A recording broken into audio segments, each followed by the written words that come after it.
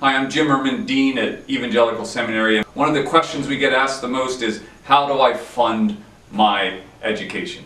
Here's 7 quick ways. Number 1, FAFSA. This is the federal student loan program. We highly recommend you look into it. We put a web address here for you. Check it out. It's one of the ways to get subsidized or unsubsidized loans. That's just an easy way to say this. Some of the loans incur interest while you're in school, but you don't have to pay it off till you're done. Others actually don't incur that interest while you're going through school. So check out FAFSA.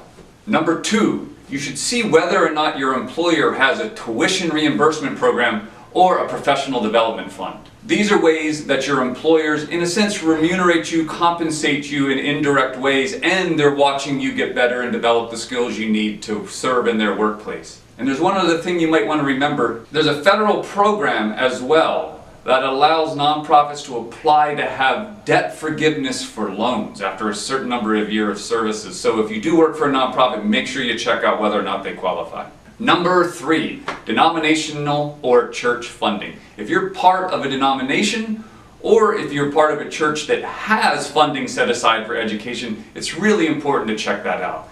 Many denominations throw money in the direction of students who are studying, particularly and committing to serving in that denomination long term. Number 4, National Clearinghouse of Financial Opportunities. There's numerous websites that took the time to gather together all the various clearinghouses or foundations or family foundations that give money toward education. We're giving you a few web addresses here you might want to check out. You'll find opportunities to apply for oftentimes small to medium-sized grants, sometimes even low interest or no interest loans, so something you want to look at. Number 5, personal loans. Banks offer things known as personal education loans, and a lot of times students don't think of that, but they're lower interest loans that banks offer for those who are pursuing education. So look at what your local banks are offering in that area, go in and ask a few questions. Also, don't forget to look to your family for potential loans. You got to realize, with interest rates where they're at, you might have a family member that can get better interest off of a loan to you than they're actually making at a bank, and I'm sure they trust you for it. Number 6, institution-related grants or scholarships. Hey, we all know this. You apply for financial aid at whatever institution you're attending, and you hope you get some of it. So don't forget to ask your institution whether or not they have grants or scholarships available.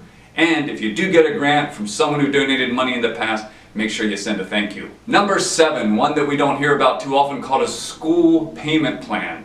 Some semesters you try to pay for this yourself. It's good to go into the business office and just ask that question, is there any way to space out the payments over time versus that one big lump at the beginning of a semester or a trimester?